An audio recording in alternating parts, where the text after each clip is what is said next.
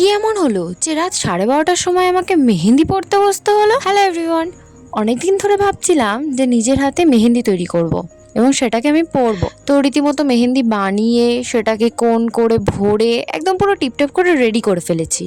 এবার শুধু পরার পালা, দেখতে হবে যে কালারটা কেমন আসে। সমস্ত কিছু করে রেডি করে নিয়ে যখন পরে রাত 12:30টার সময় মেহেন্দি পড়তে বসেছি, যা বাবা, একটা টান দিতে না দিতে আসলে মেহেন্দিটা পাতলা হয়ে গেছিল, সেটা বুঝতে পারিনি।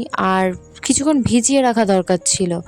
অনেকগুলো ভুল হয়েছে, নেক্সট টাইম এই ভুলগুলোকে শুধরাতে হবে। আর মেহেন্দি পড়ার সময় তো মানে এক এক জায়গায় বেশি করে পড়ে যাচ্ছিল। এত নিখুঁত মেহেন্দির সেখানে এই অবস্থা, মানে পুরো মেহেন্দিটা আমার হাতে ঘেটে হয়ে গেছে। আমার তো পছন্দই হয়নি। কিন্তু আর যাই হোক না কেন, মেহেন্দির রংটা কিন্তু দারুণ এসেছিল, ভীষণ সুন্দর। আগামী দিনে এই মেহেন্দিটাকে ঠিক করে আমি আবার মেহেন্দি পরে তোমাদের সাথে ভিডিও শেয়ার করব। চলো আজকের মতো টাটা।